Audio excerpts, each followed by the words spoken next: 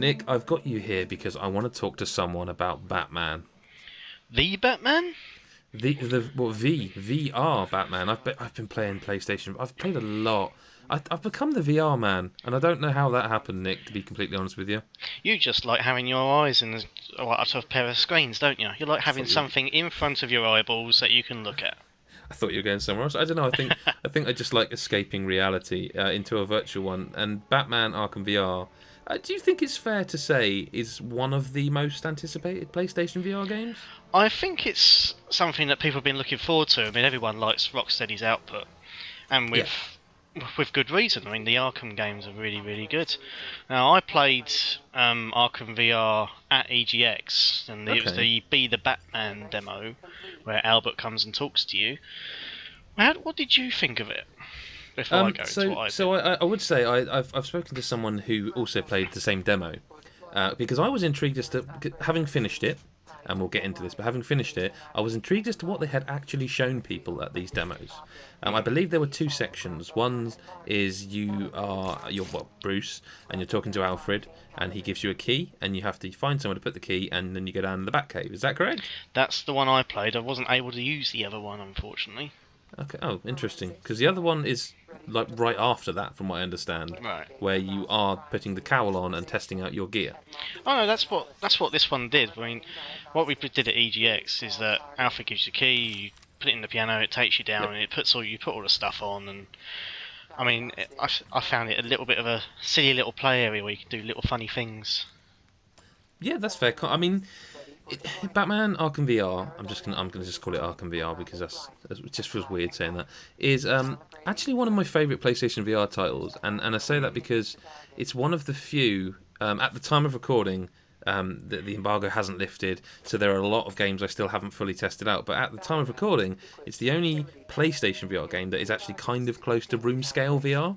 Right. And for those who don't know what that is, I know you do, but just very briefly, room scale VR is exactly what it sounds like. Whereas I've got to be careful because there are some games I can't talk about. But whereas Tumble VR and no, I'm just going to use Tumble VR for safety. Right. Whereas Tumble VR is a game you can sit on the sofa with, your controller or a move wand in your hand, and you never have to get up or down. You can just, you have to move a bit, but generally speaking, it's a seated VR experience, similar to the Oculus Rift, which is controller in hand, Rift on your face. Whereas HTC Vive is whole room open. You can move around the room. You have the controllers in your hand that map one to one, that kind of thing. Basically, move the puffy and the coffee table.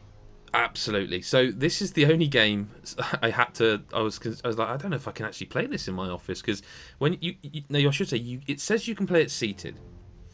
I both myself and Tony could. There were things we just couldn't do seated. So I eventually sort of jerry rigged the setup and got it to, and I played through the whole thing in one session. Stood up. It really wants you to stand up. It's a better game stood up. There's stuff towards the end that I won't spoil. I don't think work if you're not stood up really very well. I really like it because it's that room scale experience. I mean, it does matter. Like, so if you stood up in a morgue, which is one moment you're in the game, you're in a morgue and you're doing investigations, you can just turn around on the spot, look behind you, and that's kind of part of solving puzzles and looking at stuff. Yeah. When you're not stood up and you're seated, you just have to press a face button on the wand to, it turns you 180 degrees. And when you're already using the warp method of movement, it just doubles down on breaking immersion. Right. It's one of the best looking PlayStation VR games as well. Actually, I should say. I will say the footage you're seeing, we've captured, and it always looks better in person, sort of thing. You know what I mean? Because you're seeing a flat image. Is that what's the 3DS thing they say? You're seeing a flat image of a 3D game, sort of thing. Yeah. I mean, when you're actually inside it, it's a lot better than watching a Big still time. image. Absolutely. Question for you. Now, in the demo I played, right at the start, I was able to pick up the photo of the Wayne family off the piano. I know what you're going to say. And when Albert approached me, I turned around and I threw it at him. He didn't react. But no, he doesn't. No, without wanting to give too much away, is there more of this interactivity within the environments? Is there more stuff you can pick up and do silly things with? There is, and it's quite funny because I've used that exact example in my review. In the written review, I've used that exact example where I picked it up and I threw it right at his face. And again, as you say, no reaction.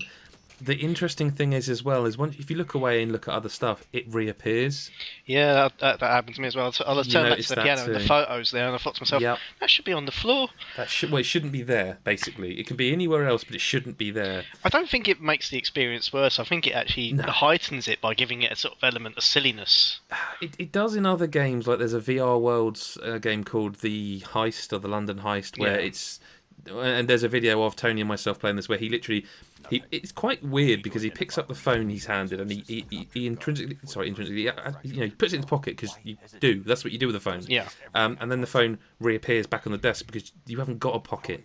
You're not really in the world. Do you know what I mean? Yeah. So this is a game where there's like real Cockney accents, like really going London, and it's just so silly. Like you say, adds to it.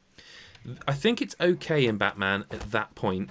As the story gets going, I would recommend people don't try and break it because it's actually a very good Rocksteady.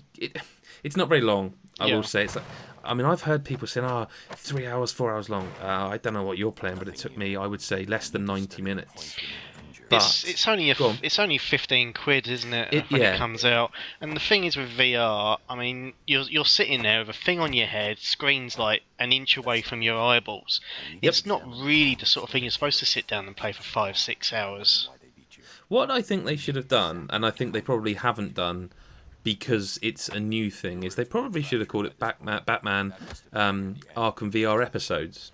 And they could have made like more of them if it's successful, because this is like, imagine, I mean, Telltale are making a Batman game.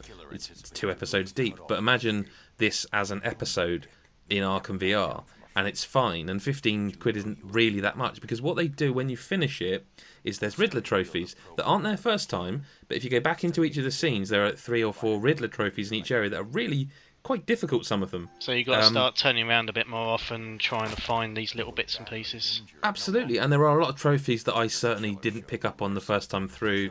I really do like this. It's one I kind of feel like if you're getting PlayStation VR, the only time I would say don't get this is if you are absolutely sure you don't have the room to play a stood-up game. Yeah. Because the calibration was a bit awkward compared to other games. This one really feels like a PC VR game. It feels like it's been designed with more than just PlayStation VR in mind. Yeah, when we were playing at EGX, the Sony rep is significantly shorter than my stepson. And my stepson's...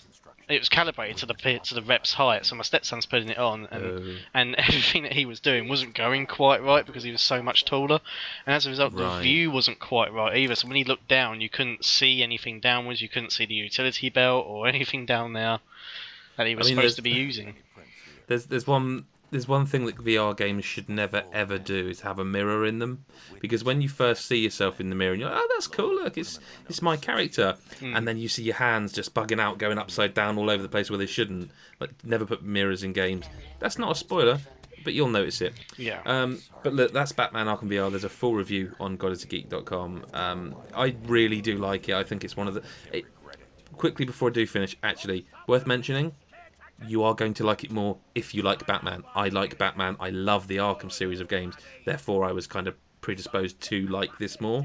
If you don't like those games, if you're not a fan of Batman, it's a Batman story. It's got Batman's characters in it. It's got Kevin Conroy as Batman. It's got other famous actors as their roles that you would expect them to be. But I'm getting too close to spoiling, so I'm going to say we'll stop there. Go read the review. There's loads of PlayStation VR stuff up right now if you're seeing this. And if you like what you're seeing, patreon.com/GodisaGeek directly funds some of these videos, so maybe consider it. Whatever, up to you. No, we're not pushy, but give us your money, or we'll send Batman round to kill you. Nick, thank you for your time. Take care. Catch you next time. Bye bye. Bye bye.